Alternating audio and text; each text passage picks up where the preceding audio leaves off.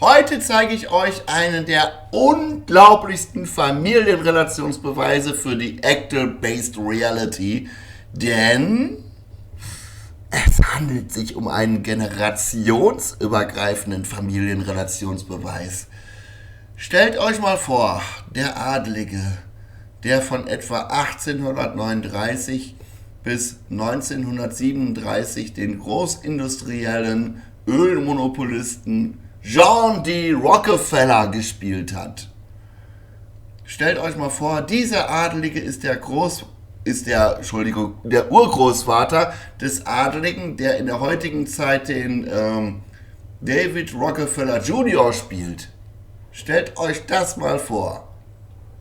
Kurz gesagt, ich decke in diesem Video auf, dass auch eine der bekanntesten Elite-Blutlinien schon immer nur aus Fake-Identitäten bestand und seit knapp 200 Jahren von belgischen Adeligen gespielt wird.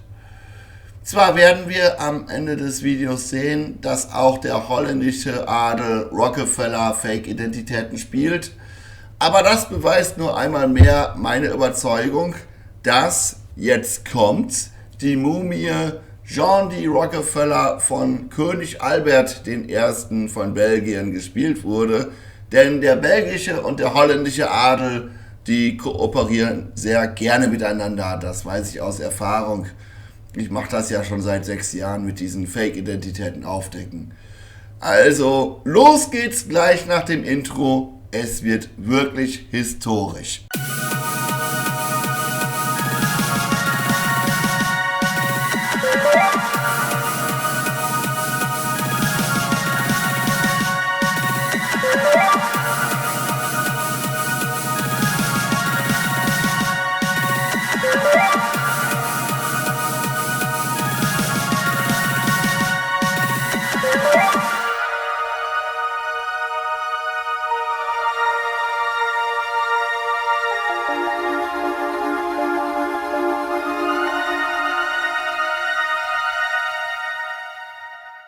Hallihallo, ich, der Somnidelius Lertius, heiße euch herzlich willkommen zu einem neuen Video. Ja, einen großen generationsübergreifenden Familienrelationsbeweis will ich euch heute präsentieren, der sich ungefähr vom Jahre 1839 bis in die heutige Zeit erstreckt. Dafür muss ich natürlich erstmal eine Mumie aus dem 19. Jahrhundert ausgraben. Und wer eignet sich dafür besser als John D. Rockefeller? Der sieht ja schon wirklich aus wie eine Mumie. Er soll ja angeblich von 1839 bis 1937 hier auf dieser Erde gewandelt sein. Aber in Wahrheit wandelte da dann immer König Albert I. von Belgien in Tarnung rum. Dieser König Albert I. von Belgien soll zwar erst 1875 geboren worden sein, während John D. Rockefeller, wie gesagt, 1839 geboren wurde, aber dazu muss ich sagen, dass sich die Lebensdaten von Fake-Identitäten, die vor ca. 140 Jahren aktiv gewesen sein sollen, wesentlich leichter fälschen lassen als die Lebensdaten von Fake-Identitäten, für deren Auftritte es noch Augenzeugen gibt. Also trotz der großen Unterschiede beim Geburtsdatum bin ich mir sehr sicher, dass John D. Rockefeller in der Tat von König Albert I. von Belgien gespielt wird. Denn erstens ist das Sterbedatum bei den beiden ja schon sehr identisch und zweitens werde ich das Ganze im weiteren Verlauf über mehrere Familienrelationen beweisen und eine davon ist wirklich riesig, weil sie wie angekündigt generationsübergreifend ist. Ich habe es am Anfang bereits gesagt, dieser König Albert I. von Belgien, zu dem ich schon die ganze Zeit lang Bildvergleiche mit John D. Rockefeller durchlaufen lasse, dieser König Albert I. von Belgien ist der Urgroßvater eines aktuell lebenden belgischen Adeligen, von dem eine aktuell noch aktive Rockefeller Fake-Identität gespielt wird. Und zu diesem generationsübergreifenden Familienrelationsbeweis kommen wir schon bald in Kürze. Ich finde auf jeden Fall, dass allein diese Bildvergleiche schon sehr überzeugend sind. Hier sieht man sehr schön die identische Nasenform, auch wenn da ein sehr junger König Albert I. mit einem älteren John D. Rockefeller verglichen wird, der schon zur Mumie eingewickelt wurde. Dann noch dieser Bildvergleich hier. Wahnsinn, wie da dieselben Augenhöhlen zum Vorschein kommen. Dasselbe schmale Näschen, dasselbe schmale Kinn. Alles schon sehr überzeugend. Aber ich will euch diesen generationsübergreifenden Familienrelationsbeweis jetzt nicht mehr allzu lange vorenthalten. Deswegen werden wir gleich mehrere Rockefeller-Generationen weiter in die Zukunft springen. Dann landen wir bei diesem Pärchen hier. Das sind David Rockefeller Jr. und seine Gattin Susan Corn Rockefeller.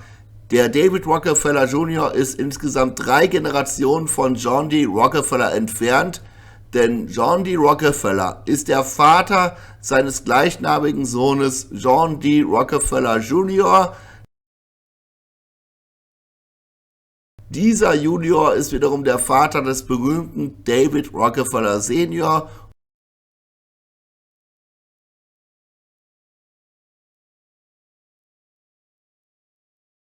Und David Rockefeller Senior ist nun endlich der Vater von diesem David Rockefeller Jr., den wir uns samt seiner Frau Susan Corn Rockefeller genauer anschauen wollen. Jetzt wisst ihr auch, wie dieses Video zu seinem Titel Several Generations of Rockefellers Exposed gekommen ist. Denn wir werden aus der eben genannten Generationskette auch den David Rockefeller Senior in diesem Video noch aufdecken. Aber ich kümmere mich jetzt erstmal um den David Rockefeller Jr., denn der wird zufälligerweise von einem Urenkel des Königs Albert I. von Belgien gespielt, was uns ja direkt zum lang angekündigten historischen Familienrelationsbeweis bringt. Also fackel ich jetzt nicht mehr lange, sondern zeige euch direkt, welcher Urenkel von König Albert I. von Belgien diesen David Rockefeller Jr. mimen darf. Es ist Prinz Laurent von Belgien. Dass Prinz Laurent wirklich der Urenkel von König Albert I.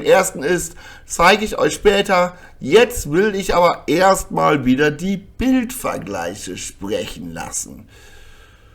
Also, das hier ist erstmal die exakt gleiche Knollnase bei Prinz Laurent und David Rockefeller Jr. Allgemeine gleiche Mimik. Ich will es jetzt auch nicht groß kommentieren. Lasst es einfach auf euch wirken.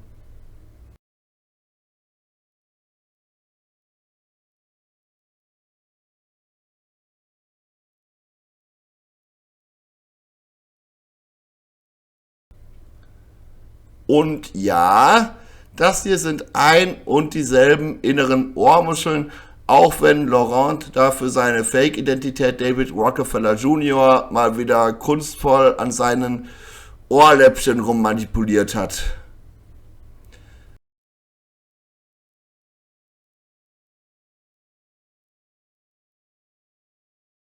Jetzt erinnern wir uns nochmal daran, mit wem dieser Prinz Laurent von Belgien verheiratet ist. Ja, mit Prinzessin Claire von Belgien, genau. Hier seht ihr die beiden. Und da ich euch ja gerade auch schon extra die Susan Corn Rockefeller als Junior-Gattin gezeigt habe, könnt ihr euch jetzt alle denken, was jetzt kommt. Richtig, ich habe auch Bildvergleiche zwischen Prinzessin Claire und Susan Corn Rockefeller für euch. Schaut euch in diesen Bildvergleichen an, wie identisch da die Augen, Mundfalten und Wangen sind. Hier laufen schon wirklich mehrere starke Familienrelationsbeweise ineinander. Denn wie viel Zufall kann es sein, wenn gilt, das Prinzenpärchen Laurent und Claire sieht aus wie das Pärchen David Rockefeller Jr. und Susan Corn Rockefeller und der Prinz Laurent ist zusätzlich dazu noch der Urenkel von König Albert I., der wiederum dem John D. Rockefeller Senior wie aus dem Gesicht geschnitten ist. Den Beweis dafür, dass Prinz Laurent von Belgien wirklich der Urenkel von König Albert I. von Belgien ist, den bin ich euch noch schuldig, deswegen beweise ich euch das jetzt nachfolgend anhand einer kleinen Stammbaumanalyse. Was ich euch hier jetzt zeige, ist nur ein stark verkürzter Stammbaum, stark verkürzt im zweifachen Sinne. Erstens gebe ich von den jeweiligen Adeligen immer nur die Nachkommen an, die entscheidend sind, um zu verstehen, warum König Albert I. der Urgroßvater von Prinz Laurent ist. Und zweitens führe ich jeweils immer nur die männlichen Väter der entscheidenden Kinder auf, aber nicht die blaublütigen Mütter, mit denen diese Väter verheiratet waren.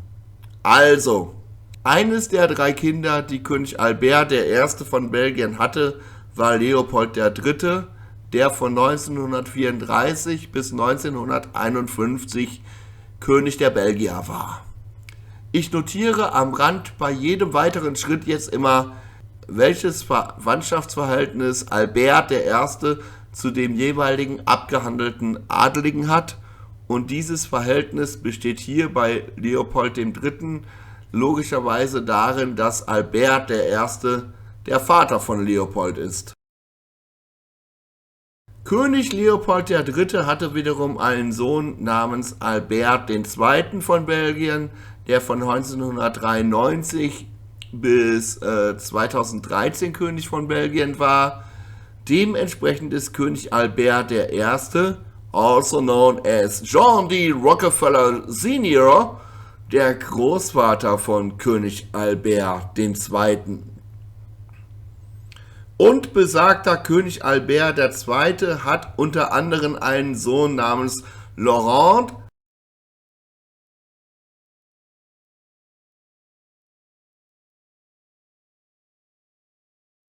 Also ist König Albert I. der Urgroßvater von diesem Laurent.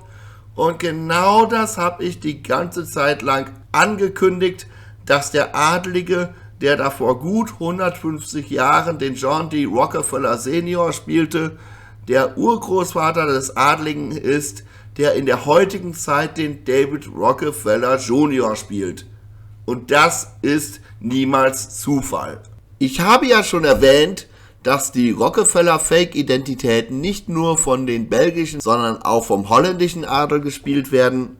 Normalerweise entsteht in der Actor-Based Reality die Kooperation der Adelshäuser zweier verschiedener Nationen ja auch immer dadurch, dass sich die Adligen im Laufe vieler Jahrzehnte und sogar Jahrhunderte massiv untereinander eingeheiratet haben.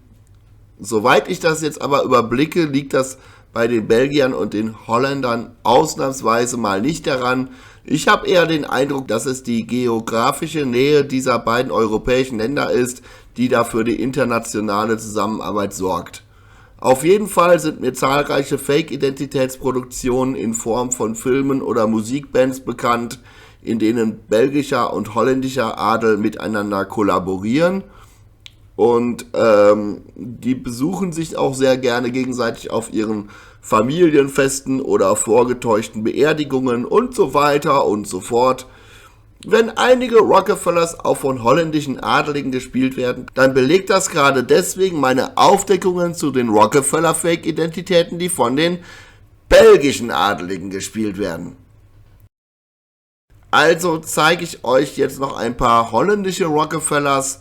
Fangen wir direkt mal mit dem wichtigsten an, mit David Rockefeller Senior. Ja, die Fratze hier kennt jeder von euch. Und dahinter verbirgt sich niemand anderes als Prinz Klaus von Holland.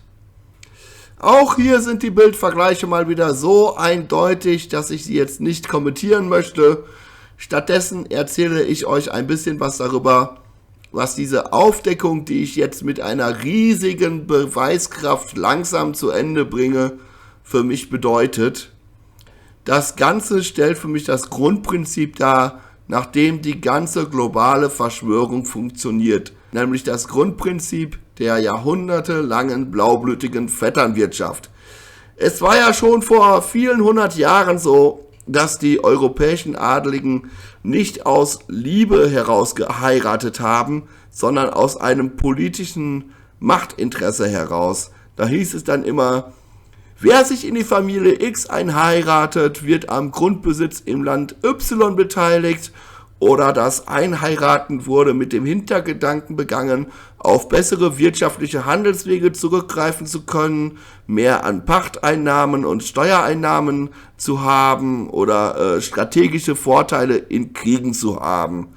Da sieht man, wie die Adeligen schon immer an bestimmte Adelsfamilien bestimmte Kontrollen zur Weltsteuerung verbunden hatten. Und genau das praktizieren sie noch heute. Die dafür notwendige Vetternwirtschaft halten sie seit Jahrhunderten aufrecht, und genau das ist der Grund, warum ein John D. Rockefeller Senior aus dem 19. Jahrhundert von einem adligen Urgroßvater gespielt wurde, dessen adeliger Urenkel in der heutigen Zeit den David Rockefeller Jr. spielt.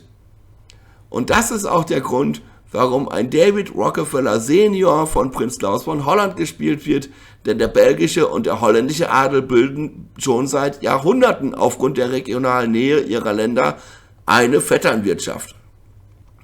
Kleiner Zwischeneinschub, wo ich jetzt gerade wieder beim holländischen Adel war.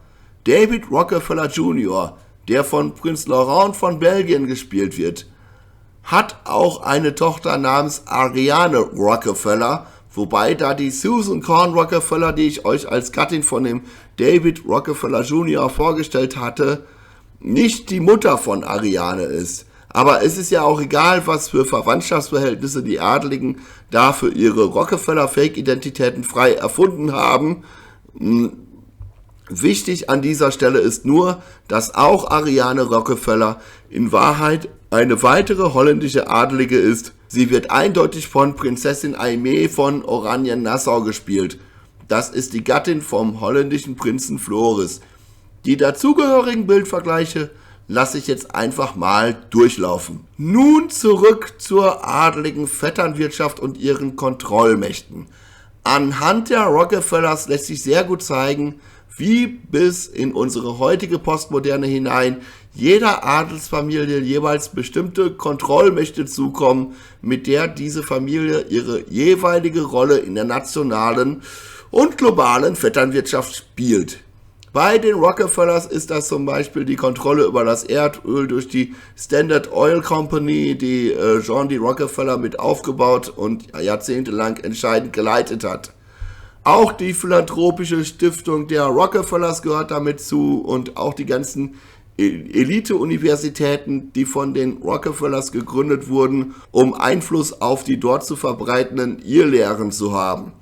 Und man darf natürlich nicht vergessen, dass es da auch mal eine Fake-Identität namens Nelson Rockefeller gab, die als einflussreicher US-Politiker tätig war. Ich werde zu diesem Video noch einen zweiten Teil machen, in dem ich versuchen werde, näher aufzuzeigen, wie dieses Netzwerk, dieses Vetternwirtschaftsnetzwerk bei den Rockefellers funktionierte. Dann möchte ich ganz dringend am Ende des Videos jetzt noch 2 Konsequenzen erwähnen, die man aus diesem Video ziehen sollte. Erstens ist diese ganze Geschichte mit den sogenannten 13 satanischen Blutlinien, die in der Truther-Szene dauernd verbreitet wird, nur die halbe Wahrheit. Zwar handelt es sich bei den Astors, den Rockefellers, den Rothschilds, den DuPonts und wie sie alle heißen, durchaus um die Familien mit den schlimmsten Machteinflüssen. Aber all das sind doch nur Fake-Familien von Fake-Identitäten, also niemals wirklich richtige Blutlinien. Wer die wirklich satanischen und originalen Blutlinien der europäischen Adeligen erforschen will, der muss meiner Meinung nach bei den Nephilim und Nimrod anfangen zu forschen. Die zweite Konsequenz aus diesem Video ist, vergesst bitte solche Stories, gemäß derer die Rockefeller Zionisten sind. So einen Unfug habe ich leider schon sehr oft gelesen und ich muss wirklich dazu appellieren, den europäischen Adel als den Hauptteil und vor allem auch den mächtigsten Teil dieser ganzen globalen Verschwörung zu betrachten. So, das war mein Schlusswort für heute. Ich wünsche euch noch alles Gute. Euer Somnidelius Solertius.